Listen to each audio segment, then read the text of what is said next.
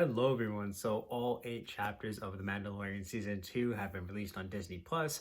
Last episode coming yesterday. So this is going to be my entirety of season 2 review. I'm going to stay away from as many spoilers as I can. I'm sorry, there's a lot out there, so be wary if you haven't watched the entire season yet. But without further ado, let me get into my review for chapters 9 to 16 of The Mandalorian. So each episode kind of differs about in its time frame. I think the longest episode was the first of the season that clocked in close to an hour actually, and then each episode from there ranged anywhere from, I want to say, 30 minutes to 45. And the first 4 episodes of this season, so the first half, does really follow that really episodic pacing and feeling that season 1 had, where every single week was almost like a new planet, a new monster of the week, a new challenge that Mando and Baby Yoda had to face this time around. And then the second half of the season, you start to get a lot of it in episode 3, but it doesn't really kick into episode 5. You start to get a really cohesive storyline that all the characters are following. And it does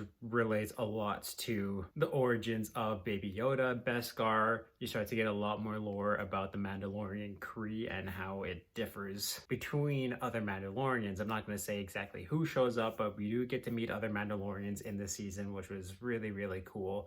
None from season 1, but a bunch of new ones who really add a lot to the show and a lot to the Star Wars canon, and seeing these characters come in was something extremely special to me. And there's a bunch of other characters who come into some of my absolute favorites. My favorite Star Wars character makes an appearance too in episode 5. I'm just gonna say that. And it was just a fantastic season that really, once it hit that cohesive storyline, it hit the ground absolutely running. And there's still so many questions left unanswered, but we got so many just little tidbits of information that would excite any Star Wars fan, because it hints to huge possibilities for the future of where The Mandalorian can go.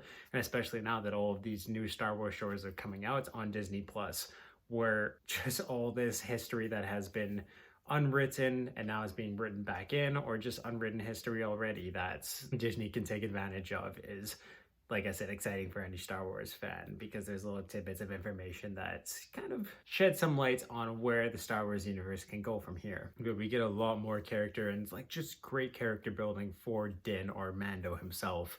We get to see him just truly show his passion for Baby Yoda and unlocking his potential, and realize how special he is. He does things that he would have never ever thought of before, but it just shows how much he cares. Even the acting from Pedro Pascal was really, really good, where a little bit of a spoiler, so be warned here, he does take off his helmet a few times in this season. And one thing that I thought was pretty amazing is, of course, when he has his helmet on, he could be looking absolutely anywhere, but he's so still and you can tell he's staring down whoever he's talking to or looking at. And when his helmet's off, exact same body motion, and you see just all the emotion, like all the emotion he has on his face when you don't see his helmet. You already see that when he has his helmet on.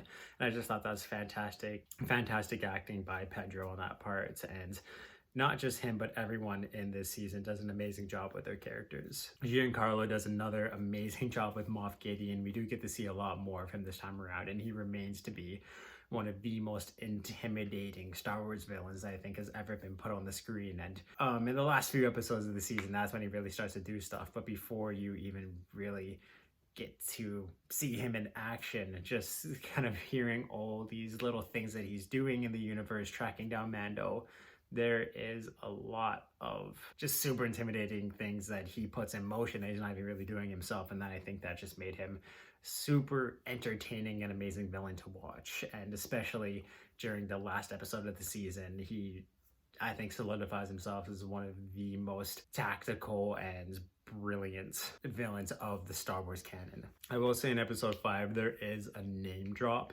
I'm not going to say who for spoiler's sake, but I do really think that just because of how tactical and amazing he is at just really getting underneath the skins and foiling plans, even when he's defeated, I feel like this mentioned character had a lot of time training Moff Gideon to be the tactician and the villain that he is today. And I really hope that they put him in the show, this mentioned character. Like I said, I don't want to spoil it too much, but there's a lot of absolutely amazing characters they put in, really cool creatures and creepy creatures that they put in episodes 1 and 2, and The action, the fight scenes, especially the fight scenes in this season, are some of the best in Star Wars, I have to say, just in terms of hand-to-hand, close-quarter combats. They're really, really well choreographed and executed, and just so entertaining to watch. There wasn't really any moments, even when like it got to its slow points in the season, where it might have just been little dialogue between Mando and Baby Yoda, or just little conversations. I was always so invested about what these characters were going to do, because I find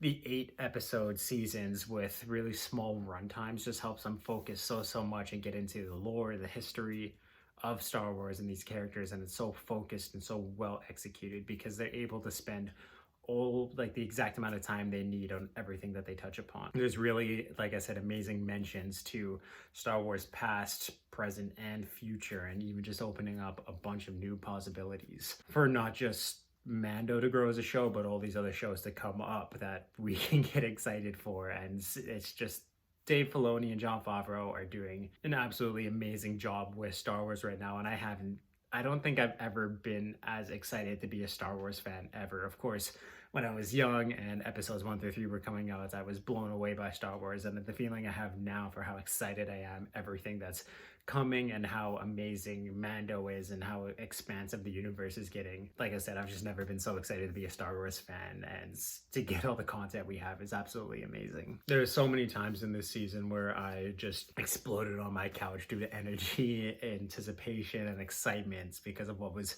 being put on the screen. All the characters that they bring in just brought me so much joy, made me so happy, and it's just, even too, like little name drops got me so excited that we were going to see these characters, or that now they're part of like the Disney canon, or like the true Star Wars canon, depending on whatever way you want to look at it. I do want to say my favorite episodes would have to be episode 5, episode 8, and well, just there's so many good ones I found from episode 3, and then 4, 5, 6, 7, 8.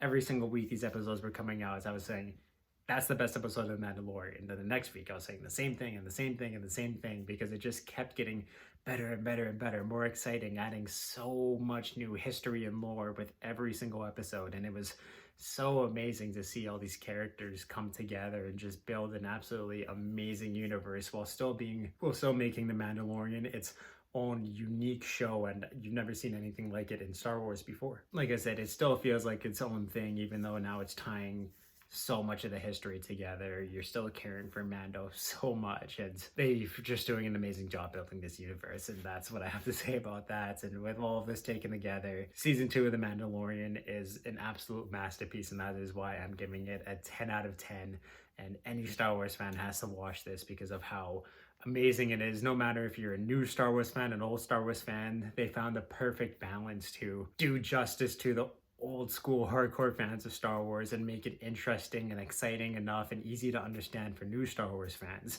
coming in and watching The Mandalorian. They just found that, like I said, the perfect balance of creating the most exciting universe and entertainment, and I give my full applause for that. So if you've seen all of season 2 of The Mandalorian, what was your favorite episode, your favorite moments, and what are you most excited to see in season 3 of The Mandalorian? And of course, if you like this video, you can give it a thumbs up and check out all my other TV reviews and everything else I do on this channel through my playlist down below. Of course, if you like what you see on my channel, you can subscribe and turn the little ringer on if you want to know when I upload new videos, but 100% do go check out The Mandalorian season 2. It is just pure excitement and amazingness for all 8 episodes.